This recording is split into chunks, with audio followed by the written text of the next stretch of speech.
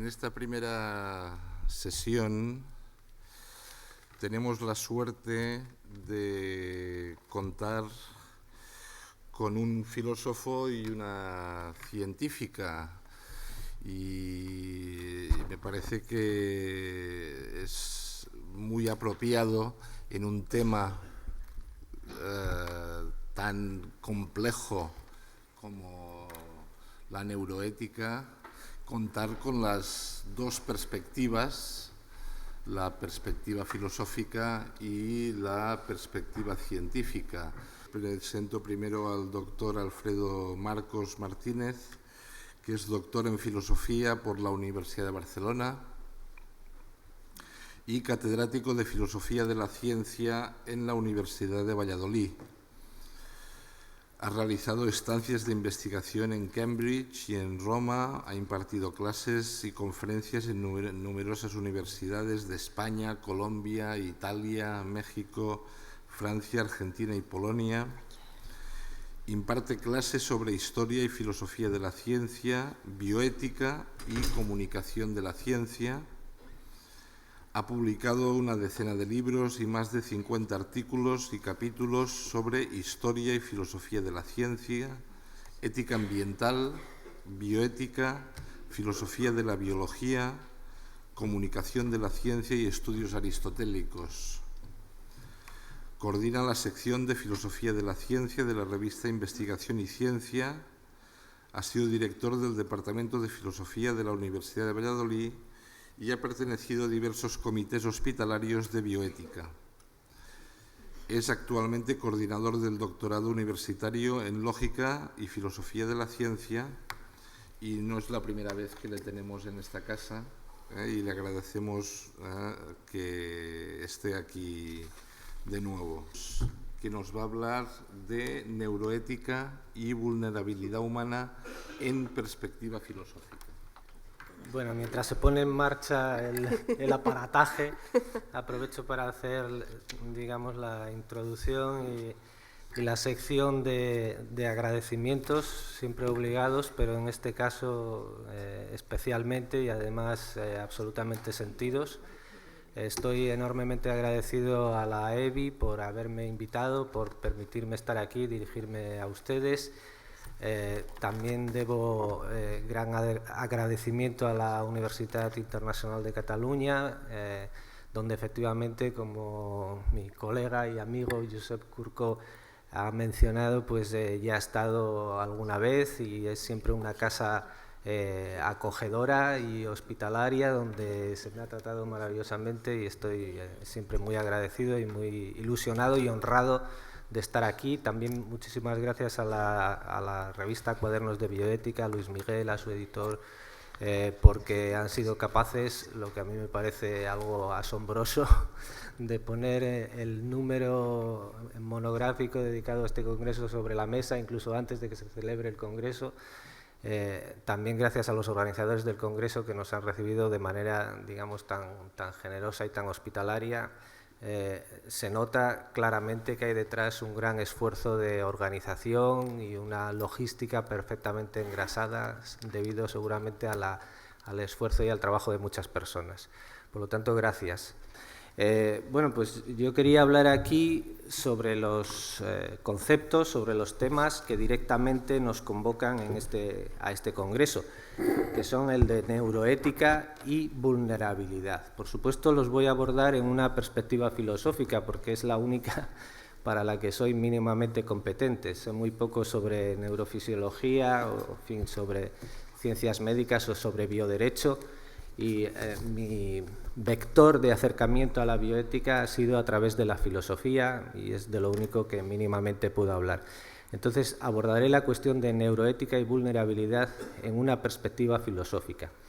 Habréis observado, si me permitís trataros de tú, que entre neuroética y vulnerabilidad hay una conjunción. Efectivamente, la conexión mínima es la conjunción, ponemos una cosa al lado de la otra, la neuroética al lado de la vulnerabilidad. Pero yo espero que a lo largo de mi charla vaya apareciendo algo más que una conjunción, que vaya apareciendo una conexión bastante más robusta entre neuroética y vulnerabilidad. Yo creo que efectivamente la neuroética nos puede decir mucho acerca de la vulnerabilidad humana, nos puede ayudar a reconocerla y nos puede ayudar a conocer las razones de la misma y a mitigarla, ¿eh? Por tanto, creo que hay una conexión bastante más robusta que una mera conjunción entre neuroética y vulnerabilidad, siempre y cuando la neuroética se entienda en un cierto sentido. Y este es el punto al que quisiera pasar ahora. Desde mi punto de vista, la neuroética se puede entender en un doble sentido, o bien al modo de una sustitución, un intento de sustitución.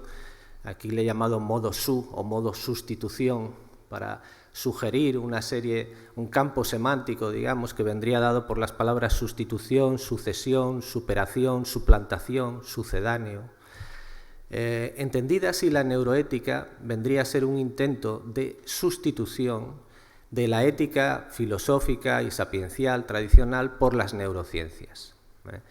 Este intento de sustitución o de sucesión posiblemente para algunos sea una superación, constituya una superación de la ética filosófica, pero para otros, entre los que me cuento, quizá si de hecho la ética tradicional, filosófica, sapiencial, fuese sustituida directamente por las neurociencias, lo que tendríamos más bien es una suplantación, una especie de sucedáneo de ética.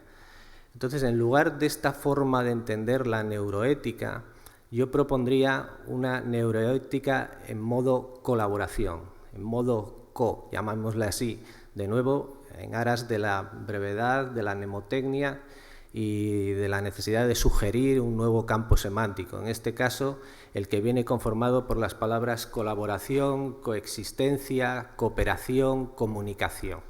Es decir, las neurociencias, a mi modo de ver, deben preservar su carácter, su identidad de ciencias interdisciplinarias, de territorio muy interdisciplinario, pero de carácter marcadamente científico, y conservar su identidad, su naturaleza, su metodología científica.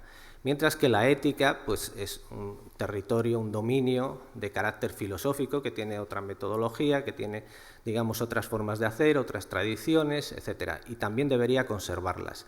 Y conservando ambas su identidad, las neurociencias por un lado y la ética por el otro, deberían establecer un territorio para la colaboración, para la comunicación, para la cooperación. Y ese territorio puede ser muy bien el de la neuroética. Pero la neuroética entendida así, en modo colaboración, no en modo sustitución, que entiendo que siempre sería un empobrecimiento. Bien, si pueden colaborar las neurociencias y la ética, preservando cada una de ellas su identidad, pueden hacerlo en un doble sentido. O bien podemos hacer que la ética aporte algo a las neurociencias, y yo creo que sí que tiene algo que aportar, y más adelante hablaré de ello.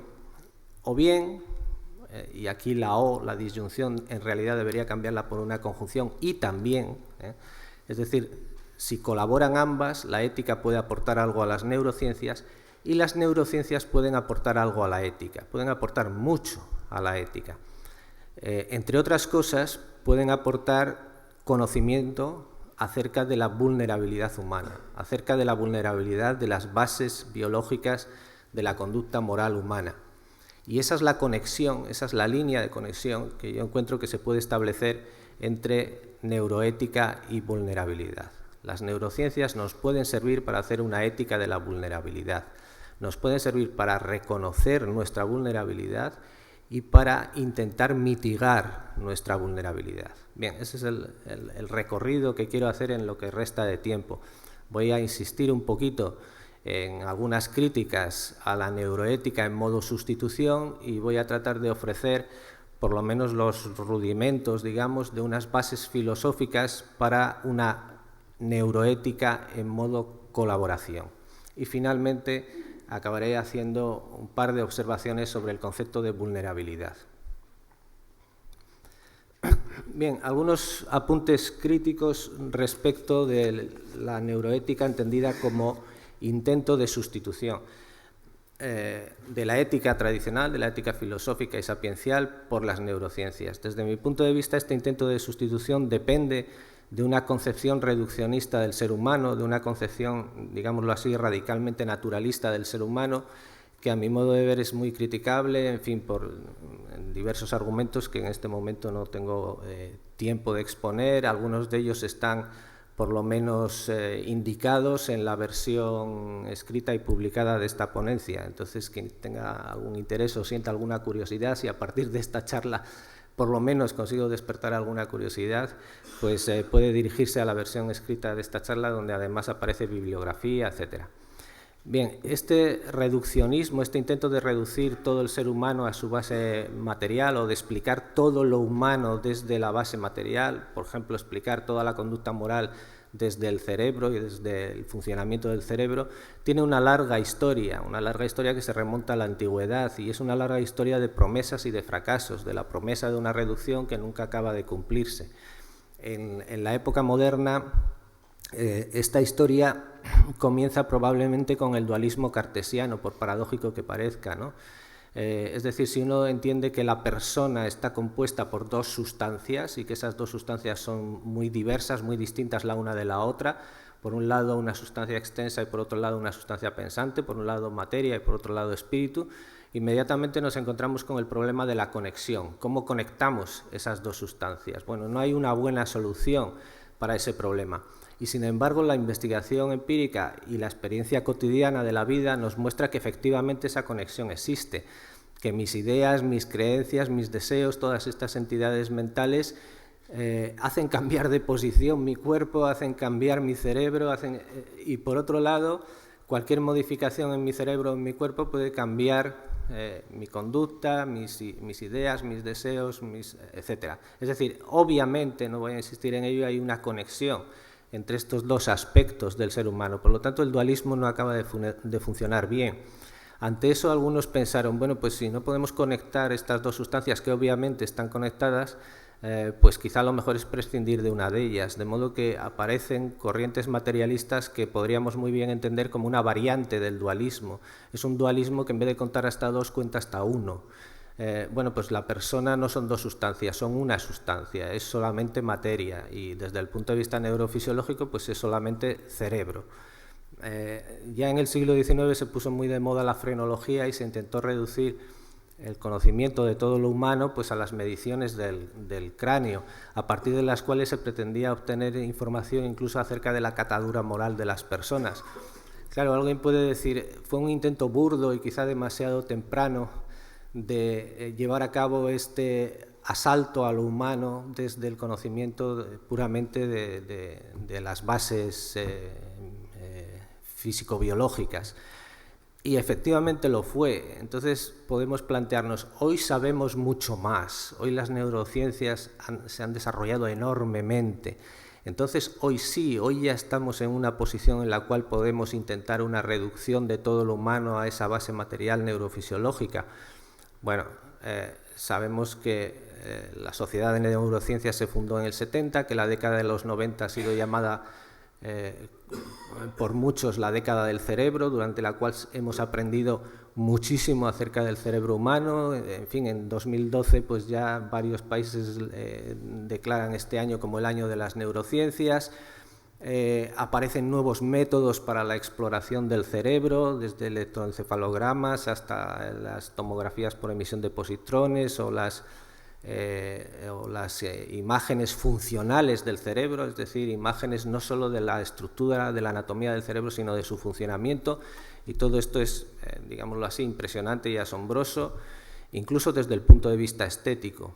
Es más, a partir del año 2013, tanto en Estados Unidos como en Europa, se hace una apuesta muy decidida por la investigación neurofisiológica. Antes María Victoria nos ha hablado de lo importante que es esta investigación aquí en las universidades y en los centros de Cataluña, de Barcelona especialmente. Bueno, en Europa se pone en marcha, en Estados Unidos el proyecto BRAIN, en Europa se pone en marcha el proyecto Human Brain Project, y son proyectos, supongo que lo saben, pero que implican inversiones de cientos de millones de euros o de dólares, incluso en el límite de los 1.000 millones al cabo de 10 años. Por lo tanto, se está haciendo una apuesta muy decidida por el estudio del cerebro. ¿qué expectativas ponemos en esa apuesta? Es decir, desde el estudio del cerebro, desde el desarrollo de las neurociencias, ahora sí podremos dar una explicación completa del ser humano, incluidos sus aspectos morales, incluidos sus aspectos éticos, incluido, pues, por ejemplo, la autoconciencia, la libertad, etcétera. Desde mi punto de vista, quizá estamos depositando expectativas desmedidas, excesivas en estos proyectos. Y quizá no sea estratégicamente lo mejor, porque a lo mejor de expectativas desmedidas se sigue después una cierta sensación de fracaso porque no acaban de cumplirse. En este sentido, me van a permitir o me vais a permitir que lea muy brevemente una noticia aparecida en el periódico El País hace tan poco como unos meses, el día 2 de abril de este mismo año, comentando los resultados que empieza a arrojar el Human Brain Project.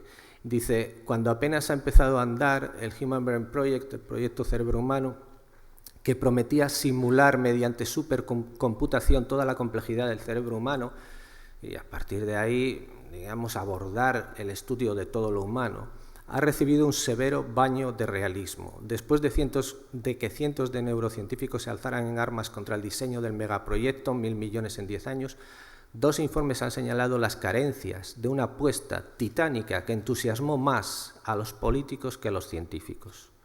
Es decir, a ver si esas expectativas no surgen estrictamente del campo científico, sino de otros campos, de aquel que decide invertir todo eso y por lo tanto tiene que obtener justificaciones ante la opinión pública para hacer esa inversión. El proyecto debe reformularse de arriba abajo. Los responsables de Human Brain Project y la Comisión Europea exageraron los objetivos y los posibles logros. Y ahora quizá estamos en el riesgo de pasar de una ola de neuromanía, en la cual pensábamos que las investigaciones neurocientíficas nos iban a resolver todos los problemas, incluso los problemas de conocimiento del ser humano, a una ola de neuroescepticismo. Y yo creo que ni lo uno ni lo otro. Es decir, si evitamos las expectativas excesivas y evitamos el uso impropio del lenguaje, etcétera, creo que es muy útil lo que se obtenga en la investigación neurocientífica para poder hacer ética y que debe existir efectivamente una conexión entre ambos campos, manteniendo, eso sí, cada uno de ellos su identidad. Pasemos, por lo tanto, a explorar mínimamente esta otra forma de entender las relaciones entre neurociencias y ética, esta otra forma de entender el campo que llamamos neuroética en modo colaboración. ¿Cuáles pueden ser las bases filosóficas a partir de las cuales,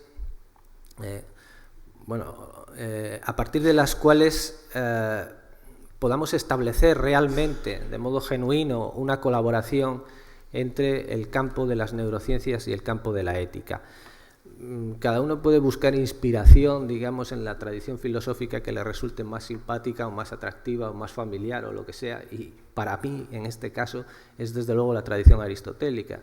Es decir, yo pienso que en esa tradición podemos encontrar inspiración suficiente como para establecer las bases filosóficas sobre las cuales trabar una colaboración eficaz y efectiva y fructífera entre dos áreas, el área de las neurociencias y el área de la ética. ¿Qué es lo que nos dice la tradición filosófica aristotélica? Bueno, obviamente no lo puedo resumir en 2 minutos, pero sí quisiera al menos dejar hechos algunos apuntes, dejar sobre la mesa algunas ideas.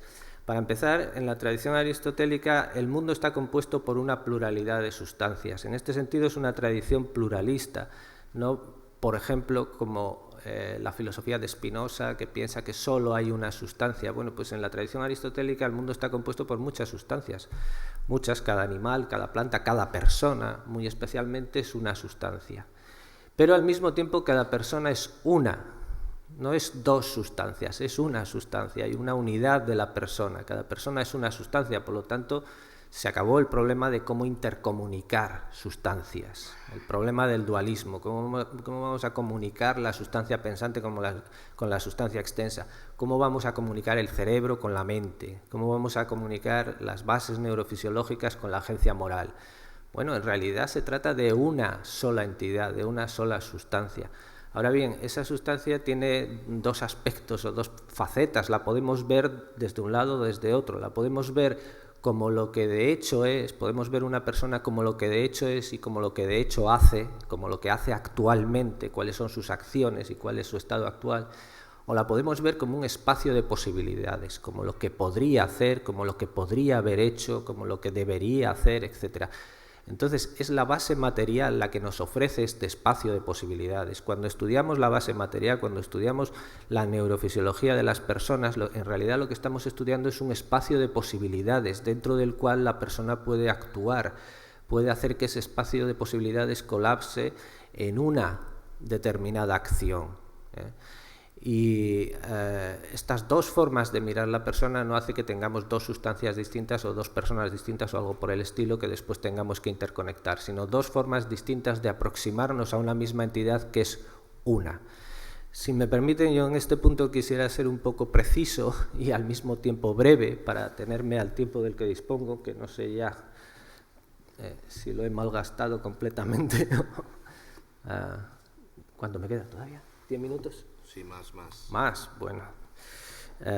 Pues aprovechando este lujo, que dispongo de más tiempo todavía, y para ser preciso y al mismo tiempo breve, si me permiten, aquí voy a leer un párrafo para dejar claro qué es lo que intento decir con esto de que cada persona es una única sustancia que al mismo tiempo tiene un aspecto material o potencial, llamémosle así, un espacio de posibilidades y un aspecto actual. Cada sustancia tiene aspecto material y formal, o dicho de otro modo, sus aspectos potencial y actual. Cada sustancia puede ser vista o bien como lo que de hecho es decir, como acto, como forma, o bien como lo que puede ser, como espacio de posibilidades, es decir, como potencia, como materia. No hace falta interconectar de modo forzado materia y forma, porque lo son de una misma y sola sustancia. Planteadas así las cosas, entonces, ¿cuál es la relación entre mente y cerebro, entre cuerpo y alma, o como quieran llamarlo, si quieren, para centrarnos en el tema que nos resulta más cercano actualmente? ¿Cuál es la relación entre nuestra neurofisiología y nuestra agencia moral? Bueno, pues según la analogía aristotélica, es la misma que se da entre la cera, un bloque de cera, y la figura que imprimimos en la cera. Dicho en clave más técnica, es la misma que se da entre la materia y la forma, entre la potencia y el acto de una sustancia dada. Este es el fundamento ontológico de las correlaciones que encontramos empíricamente entre estados del cerebro y acciones de la persona. Es decir, la investigación neurocientífica nos enseña que hay correlaciones entre los estados no solo del cerebro, del sistema nervioso en general, y las acciones, decisiones, etcétera, de la persona. ¿Cuál es el fundamento ontológico de esta correlación? Bueno, pues que se trata, en definitiva, de dos aspectos de la misma sustancia. Lo que estoy citando a Aristóteles, lo que está en potencia y lo que está en acto son, en cierto modo, uno.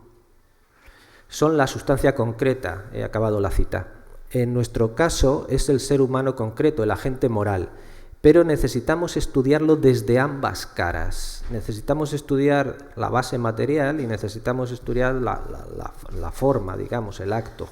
Necesitamos hacerlo desde una pluralidad de métodos, el método científico y el método filosófico, desde una pluralidad de perspectivas. Ni el alma ni el cuerpo pueden ser ignorados si pretendemos un conocimiento adecuado del ser humano, de su dimensión moral. Por eso, neurociencia y ética han de coexistir, han de colaborar y han de respetar cada una su identidad. Cuando nos fijamos en los aspectos materiales de un ser humano concreto, por ejemplo en su cerebro, en las neuronas, en las redes neuronales, en los circuitos o conexiones, en los neurotransmisores, vemos condiciones necesarias pero no suficientes de su mente y de su comportamiento. Vemos espacios de posibilidad que condicionan pero no determinan sus acciones. Espacios de posibilidad que finalmente, gracias a la libre voluntad de un ser humano concreto, colapsarán, y estoy utilizando deliberadamente este término porque nos trae inmediatamente vocaciones de la física cuántica, colapsarán en tal o cual acción actual. Nuestra libertad es real, si bien condicionada. De hecho, lo que condiciona y limita nuestra libertad es al mismo tiempo lo que la posibilita, lo que la habilita. Nuestra responsabilidad moral, por lo tanto, es genuina, y lo es porque el causante de las acciones concretas, de nuestras decisiones y de nuestras acciones, no es nuestro cerebro.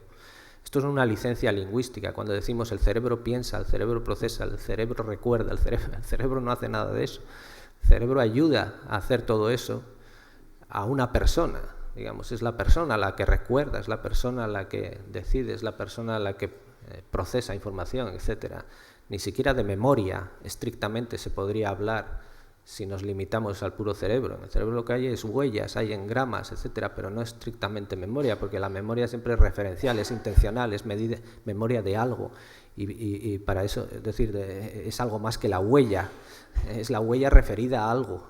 Y eso solo lo podemos tener si es una persona la que tiene esa memoria. Es decir, podemos tomarnos las licencias verbales que queramos y podemos decir que este ordenador tiene memoria, que mi cerebro tiene memoria, etcétera, etcétera, pero de un modo más estricto, más literal, solo los seres humanos, solo las personas y quizá algunos animales tienen memoria.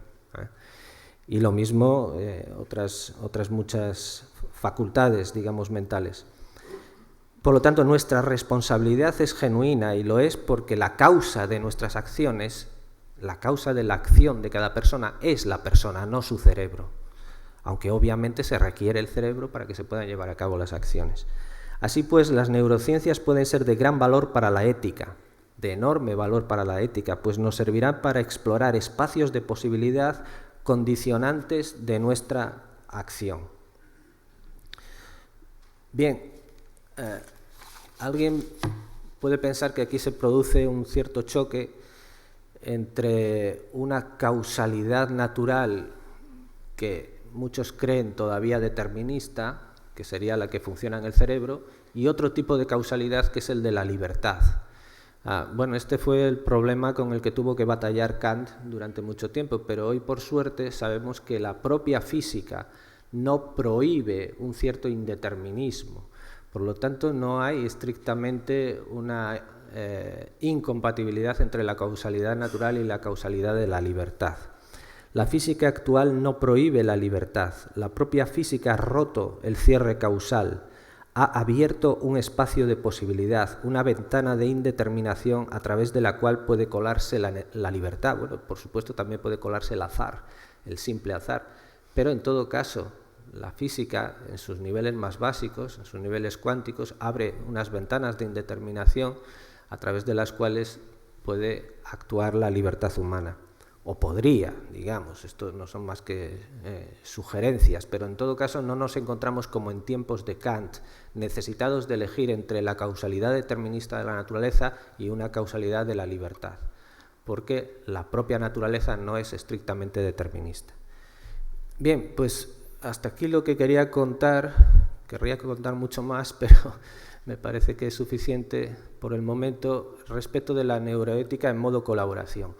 A partir de estas bases, efectivamente se puede producir esa colaboración. Y esa colaboración se puede dar en dos direcciones. En primer lugar, podemos hacer que la ética haga aportaciones a las neurociencias. ¿En qué sentido? Bueno, pues en el sentido tradicional de la bioética. Digamos, la ética puede ser una especie de bioética para las neurociencias, ha de serlo, de manera que nos ayude a proteger la dignidad humana y también el valor de los animales cuando la investigación neurocientífica se ejecuta sobre personas o sobre animales, cuando las aplicaciones de la neurociencia, aplicaciones médicas o de cualquier otro género, se ejecutan sobre personas o sobre animales. En estos casos entiendo que la ética puede contribuir a que las neurociencias se produzcan, se lleven a cabo con protección de la dignidad humana, con protección del valor de los animales. Y aquí, de nuevo, deliberadamente utilizo de modo diferenciado estos dos conceptos: dignidad para los humanos, valor para los animales. Nos puede servir la ética, las neurociencias, para proyectar sobre las neurociencias los principios bioéticos, para que la investigación neurocientífica se lleve a cabo conforme a los principios clásicos de no maleficencia, beneficencia, autonomía, justicia, etcétera, principios bioéticos. La investigación y la aplicación médica de las neurociencias. Puede favorecer también la ética el desarrollo de carácter y de virtudes en los agentes, en las personas que investigan en neurociencias, en las personas que aplican médicamente las neurociencias. Obviamente la ética puede contribuir a que se formen, a que desarrollen un carácter, a que desarrollen unas virtudes que favorezcan la protección de la dignidad humana. Y en el otro sentido, las neurociencias pueden hacer grandes aportaciones a la ética. Por supuesto, yo creo que las personas que nos dedicamos a la filosofía, al campo de la filosofía, que hacemos ética, bioética, tenemos que estar, sin llegar a ser especialistas, porque, en fin, cada uno tiene sus limitaciones, pero por lo menos estar al tanto de lo que se hace en neurociencia. Las investigaciones realizadas por Harlow, por ejemplo, en el caso clásico, por todos conocido, de Phineas Gage, o las de Luria, Libet, Moll, Green, etcétera, otros muchos, hasta Damasio y Rizzolatti con su descubrimiento de las neuronas espejo, etcétera. Todas estas investigaciones tienen enorme interés para la ética. Lo tienen porque nos muestran cuáles son las bases biológicas de la moral, bases que son condicionantes, que son al mismo tiempo posibilitantes de la agencia moral, pero que no son determinantes de la misma. Es decir, nos viene muy bien conocer todo esto. Ahora, por más que conozcamos, por más que sepamos sobre las bases biológicas de la conducta moral, nunca nos servirá para explicar completamente la misma, porque en la misma hay un componente, digámoslo así, de libertad. Y otra cuestión muy importante es que las propias bases biológicas de la moral son, llamémosle así, educables. Es decir, que marcan espacios de posibilidad. Dentro de esos espacios de posibilidad el sujeto decide hacer actuales solo algunas de esas posibilidades mediante su acción. Y en la medida en que decide actualizar ciertas posibilidades mediante su acción, está también educando, está moldeando la base biológica de su conducta. Es decir, que esas bases biológicas no son estáticas, no son así para siempre. La neurociencia nos muestra que el cerebro es muy flexible y que nosotros, mediante nuestra acción, podemos, dentro de ciertos límites, reconducir, modificar, educar nuestro cerebro, de manera que a partir de ahí los espacios de posibilidad que se abran sean otros, abarquen más, sean más amplios o lo que sea. Es decir, la acción, la influencia se produce en las dos direcciones. Las bases neurofisiológicas nos marcan unos espacios de posibilidad. Una vez que nosotros decidimos mediante nuestra acción actualizar algunos de ellos, eso incide sobre las bases neurofisiológicas, de manera que son hasta cierto punto educables.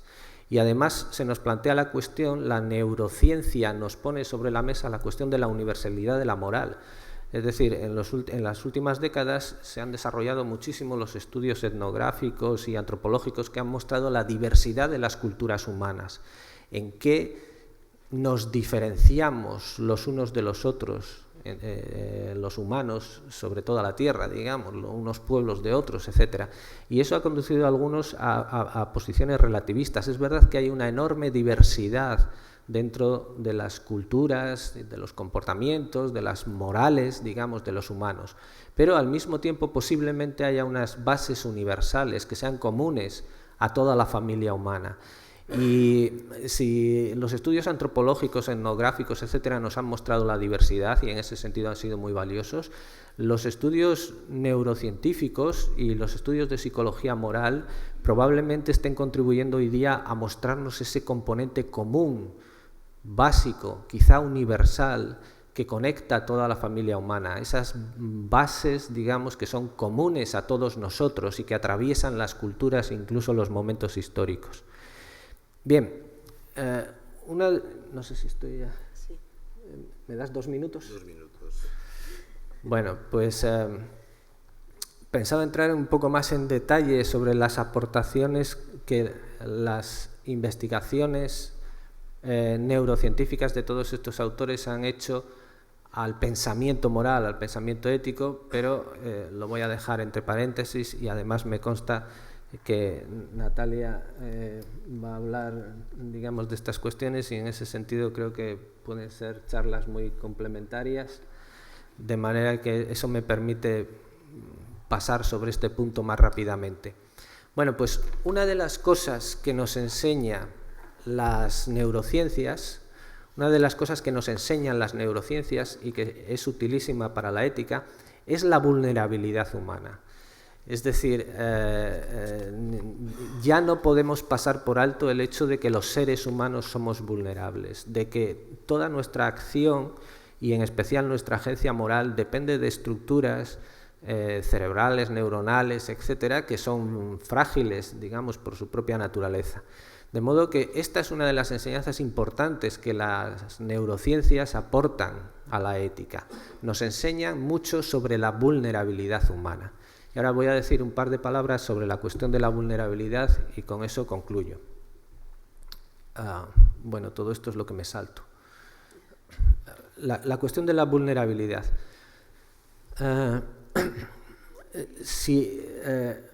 A partir de los estudios neurocientíficos nos damos cuenta de que efectivamente el ser humano, la acción del ser humano es vulnerable, es muy vulnerable, porque depende de unas bases neurofisiológicas que tienen que mantener unos equilibrios, digamos, frágiles. Podríamos recordar aquí el título del libro de Martha Nussbaum, La fragilidad del bien. Bueno, pues el bien, la agencia moral humana, efectivamente es frágil, es vulnerable. Entonces, ante esa vulnerabilidad se dan diversas actitudes. Yo voy a esquematizarlo en 3 actitudes. Una actitud de resignación. Es decir, bueno, pues el ser humano es vulnerable, ¿qué le vamos a hacer? Ahí están las cosas. Yo creo que esta actitud es inadmisible, especialmente porque perjudica a los más vulnerables de entre nosotros, claro. Frente a eso, en el otro polo, digamos, en el polo opuesto, hay funcionando, digamos, expandiéndose, y de esto Elena sabe un montón, una actitud que podríamos llamar actitud utópica, que lo que propone es reducir a 0 la vulnerabilidad humana. Pero si la vulnerabilidad es parte de la naturaleza humana, solo nos haremos completamente invulnerables si nos deshumanizamos, en definitiva. Bueno, aquí el mito de Aquiles y del talón de Aquiles me parece que viene perfectamente al caso. Si quieres que Aquiles sea completamente invulnerable, entonces no lo puedes sujetar sobre las aguas tomándolo del talón, sino que tienes que soltarlo para que el talón también se moje y también se haga invulnerable, con lo cual pierdes a Aquiles. Es decir, si el ser humano quiere hacerse completamente invulnerable, probablemente lo consiga a costa de dejar de ser humano. Por ejemplo, si nos convertimos en software o algo por el estilo. Yo creo que esta actitud tampoco es la más prometedora ni la más correcta. Entonces, ¿qué actitud tomar frente a la conciencia de vulnerabilidad humana? Yo creo que la actitud correcta es la que viene, digamos, perfilada por estas 2 ideas, la de reconocer, tenemos que reconocer la vulnerabilidad humana, es más, reconocer la vulnerabilidad como parte de la naturaleza humana. No somos menos humanos por ser más vulnerables, digamos, parte de ser humano consiste en ser vulnerable. Y por otro lado, tenemos que tratar de mitigar la vulnerabilidad humana, de reducirla, y especialmente en aquellos que son más vulnerables. Y en estas 2 tareas, para estas 2 tareas, las neurociencias creo que son cruciales. Creo que deberíamos en estas 2 tareas, desde el campo de la ética y en general desde la, digamos, desde la investigación bioética, dar la bienvenida a las aportaciones que puedan hacer las neurociencias. Y muy bien, era lo que quería decir. Muchísimas gracias por la paciencia.